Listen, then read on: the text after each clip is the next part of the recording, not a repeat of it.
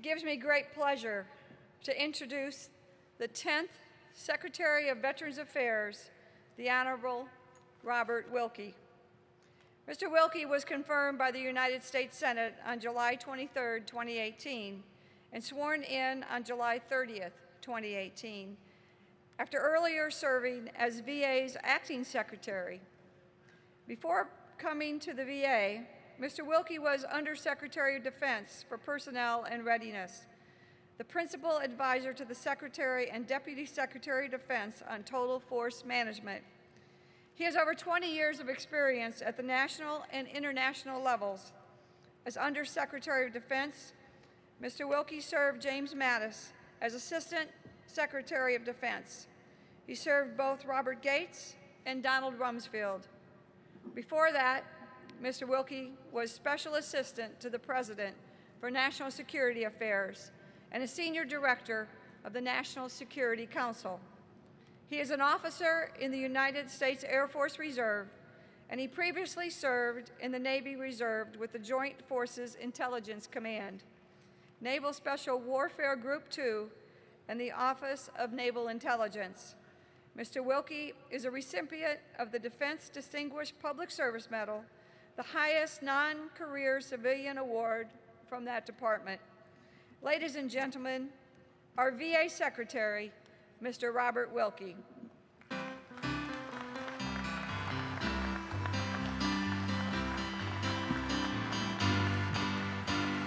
Thank you. Thank you very much. And Commander, thank you for this distinct honor, and thank you for the service that you have given to the Legion and to the nation, and also to the service that the First Gentleman has given to you.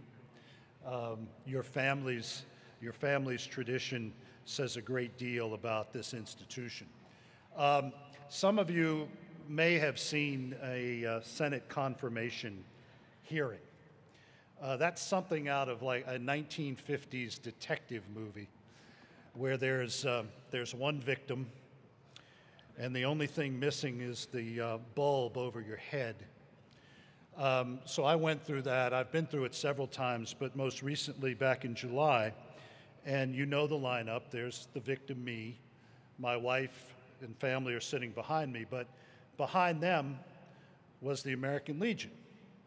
And for those of you who don't know the man who makes the Legion office in Washington work, Lucelli, he was the one behind my wife. And a typical government operation, the sound actually travels from the back forward. So he was answering the questions before I was, to the point that when my wife saw a pause in the proceedings, she said they nominated the wrong guy. He's gone now. But I do want to thank him for all of his support. And for those of you who are Air Force brothers, and for those of you from Alaska, there was one Air Force moment during that hearing. Senator Dan Sullivan, a Marine reservist from Alaska, read a demand for me from one of his constituents, a guy named Cajun Bob. Now, my father's from South Louisiana, and how somebody named Cajun Bob ended up in Anchorage, Alaska, I don't know. But Cajun Bob said that my mission was to kick ass. And I immediately told Senator Sullivan, I am an Air Force officer, we don't talk like that. But I want to thank you again, and thank the Legion again for its courtesy to me. I want to start off on a somber and reflective note. A few days ago, we lost one of America's great warriors, and a man whose lifetime of selfless service reminds all of us why we do what we do. I want to thank the American Legion for honoring Senator John McCain. I also want to thank the Legion for honoring people like my father, Colonel Walter Marm, holder of the Medal of Honor, people like Dave Hackworth and Hal Moore and Creighton Abrams. Those men and women of Vietnam are the special generation, and a generation whom history has already begun to vindicate their sacrifices, and we should never forget them.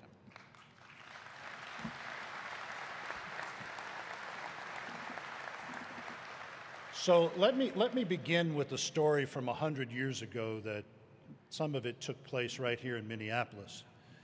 100 years ago, the guns fell silent in Western Europe, and out of that nightmare, the American nation erupted onto the world stage, and the American Legion erupted into the consciousness of the American people. 100 years ago, my great-grandfather left a small-town law practice in Cleveland, Mississippi, and a part-time teaching job at Ole Miss Law School to join up with the artillery of the All-American Division, the 82nd Infantry Division, then mustering at Camp Gordon, Georgia. In his time in World War I, he saw thousands perish in a matter of minutes. Across the cantonment from his regiment was an infantry outfit with a reluctant soldier, a scratch farmer from Pall Mall, Tennessee, by way of Buncombe County, North Carolina, who would go on to become the greatest American hero of that war and be here in Minneapolis when the American Legion held its first convention. In another part of the country was a young man who had been forged in the steel mills of Braddock and Pittsburgh, Pennsylvania. Like my grandfather, he too left the law to join the Army. He was assigned to Kelly Field in San Antonio, Texas. He trained pilots. He trained them in the new art of flying to support their comrades on the ground. And he trained them to go behind enemy lines at great risk. That was Harry Colmery, the 19th National Commander of this organization and the father of the GI Bill. His original GI Bill in 1944 was heralded by President Roosevelt as one of the, if not the most significant pieces of legislation that that president would ever sign. When he signed the bill, the president said that this is emphatic notice that the American people do not intend to let our veterans down. So men like Captain A.D. Somerville, Sergeant Alvin York, and Lieutenant Harry Colmery, ordinary Americans called upon to do extraordinary things. We at the Department of Veterans Affairs are honored to serve their descendants, millions of ordinary Americans who have answered a special call for us and for the world.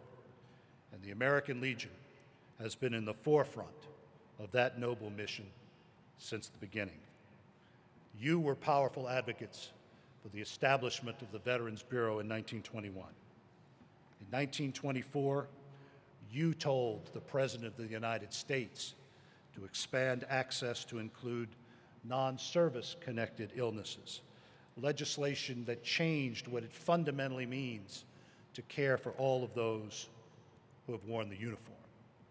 In 1988, it was you who sat with Ronald Reagan and led him to say that your seat at the table means that our veterans will never be forgotten in the national affairs of the United States of America.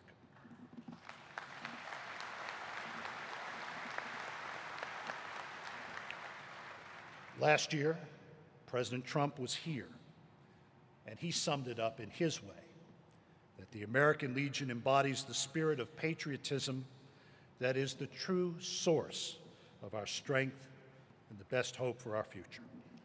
So on behalf of the Department of Veterans Affairs and all of America's veterans, let me thank you, thank the entire American Legion, past and present, for everything you have done to make this the last best hope of man on earth.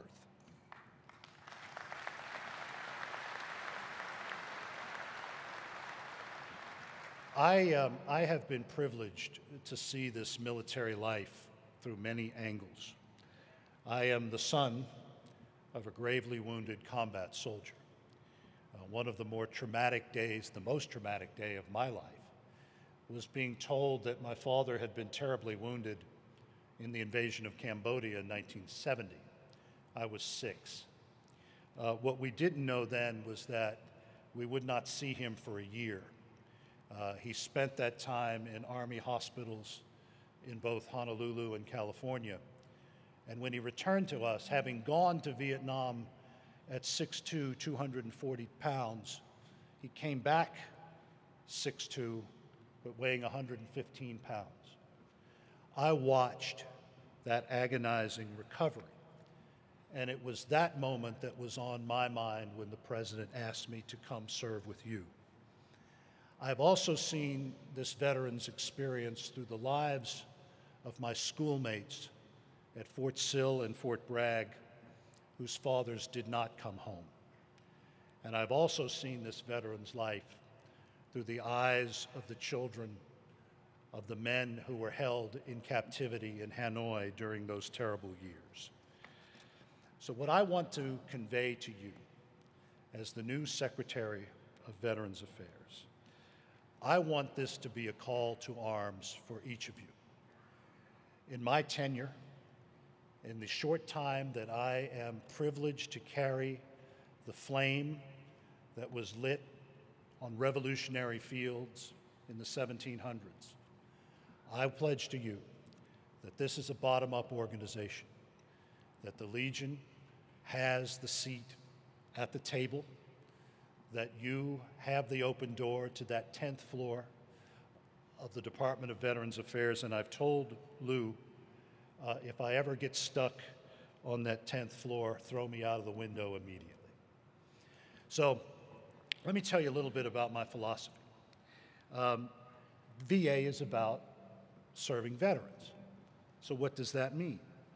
It is our responsibility to serve you well and honorably, and showing you the same kind of dignity and devotion that you gave to America.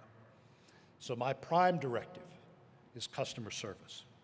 When a veteran comes to VA, it is not up to him to employ a cauldron of lawyers to get VA to say yes. It is up to VA to say yes to the veteran.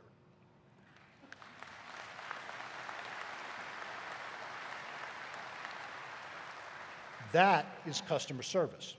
Many of the issues I encountered when I was acting secretary were not with the quality of VA care, but with just getting our veterans through the door to get that care. Those problems are administrative and bureaucratic. Alexander Hamilton was the one who said that the true test of good government is its aptitude and tendency to produce a good administration, and that is where VA must go. Customer service must start with you, the customer. We have to talk to veterans. We have to listen to veterans, because every major advance in relief for those who have borne the battle has come through the efforts of veterans themselves, not waiting on the slow machine of government to move. That's also true of the VA Mission Act, which was signed by the President in June. That act will fundamentally transform the veterans' health care system to fulfill the President's promise to give veterans more choice and prevent shortfalls in funding that have plagued the current VA Choice Program. So what does that do for our warriors? It consolidates and streamlines all of our community care programs into one. It expands our program of comprehensive assistance for family caregivers to include, finally, eligible veterans of all eras in our history.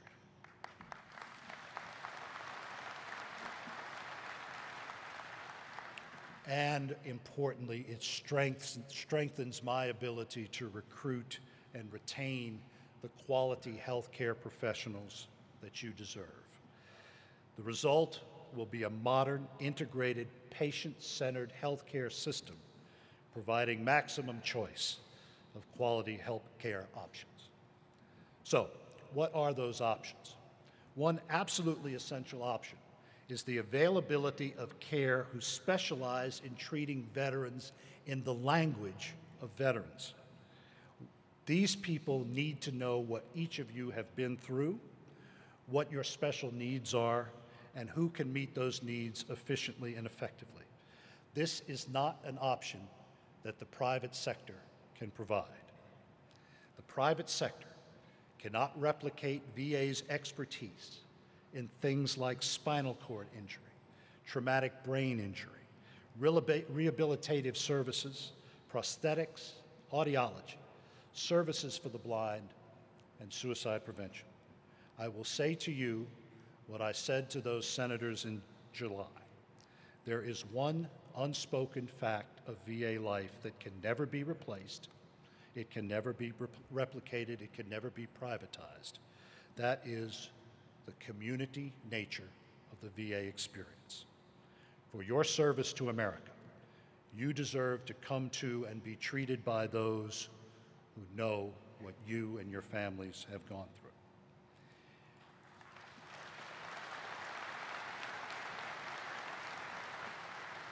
As the commander noted, it was my privilege to serve General Jim Mattis, and a high honor to be on his team at the DoD. He gave me one final order as I walked out of the Puzzle Palace a few weeks ago. He said that from here on out, DoD and VA will be joined at the hip, and it is about time.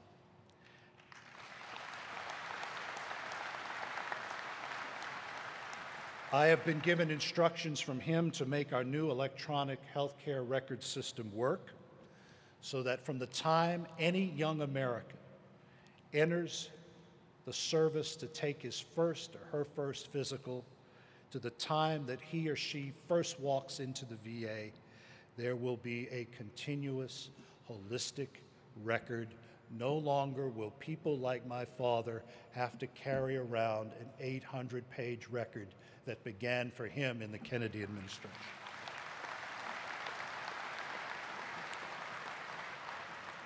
General Mattis said it simply: the time to talk is over. I pledge to you on his behalf that together we will create a real solution, a good solution, and the best solution for all of those who have committed their lives to the defense of this great nation. So I want to get a little poetic now. The Senate has accused me, actually Senator McCain accused me of being Forrest Gump. He used to play a game in the years that I knew him called Stump the Gump. He always said that I could find any answer dating back to the Roman Empire to give him whatever he happened to ask me. But because the service in uniform is so grounded in history and tradition, and this institution is grounded in the historical mission of the American warrior, I felt it was appropriate to look back on the words of a man that I happen to consider to be the greatest American of the 20th century, Dwight David Eisenhower. As you know, in his campaign for president, President Eisenhower promised to visit the troops in Korea when elected. He actually bettered his promise. He went there in Christmas of 1952, 1 month before he was inaugurated, and said, "I will bring you home." One of the things that the president inherited was the presidential yacht Williamsburg. Ike, being a man of the American heartland, felt that a yacht for a president during a time of war was an extravagance not worthy of a democracy on the battlefield, and he ordered it scrapped. But the one person whose orders Eisenhower could never disobey, Mamie, said to him, "No, keep it. But when you take it out with soldiers." So a few months after he was inaugurated, about 40 Korean War soldiers and Marines got aboard the presidential yacht Williamsburg. Many of them were missing limbs. Some of them were horribly disfigured. The presidential limousine pulled up to the pier there at the Washington Navy Yard, and those of you who have watched this procession through the years know what happened. The Secret Service immediately ran up the plank, and started separating the president from his troops. And only as a 5-star general of the Army could do, Eisenhower yelled, "Halt, get behind me, I know these men." And he asked those of those soldiers who could, to stand at attention. He said, I want to address you at attention. My charge from you as your commander-in-chief is that you never put your uniform away. You are always on duty. You live to remind America two things: that the price of freedom is never free, and you remind your fellow citizens that they sleep soundly at night because of the sacrifices that you have made. I don't think that the American Legion could have a better motto than to say that we are here because we ensure that Americans sleep soundly at night because of the sacrifices that we have made, our ancestors have made, and those who will come in front of us will make in the future.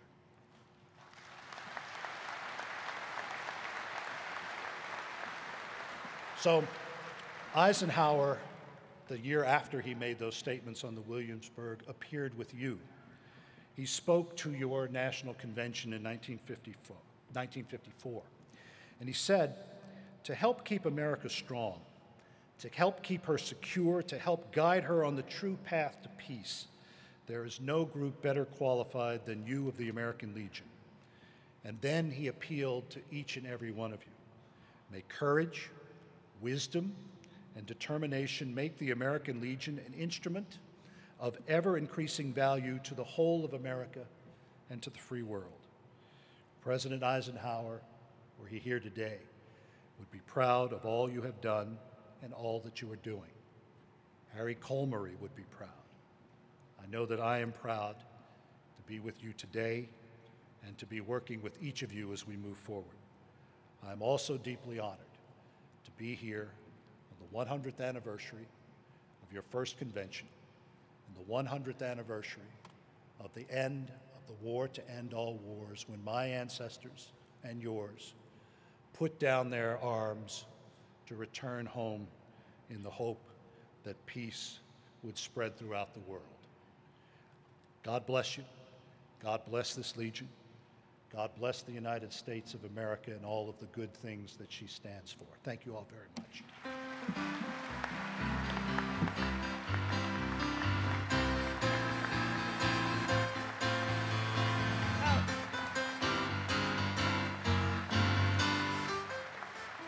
Mr. Secretary, before you leave, I would like to introduce you to our newest Legion member from North Carolina and present you with one of our diamond lapel pins. Thank you very much.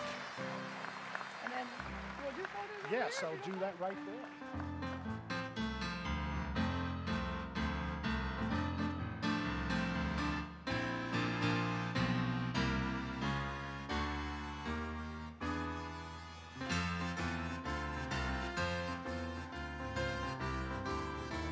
Thank you all, and God bless.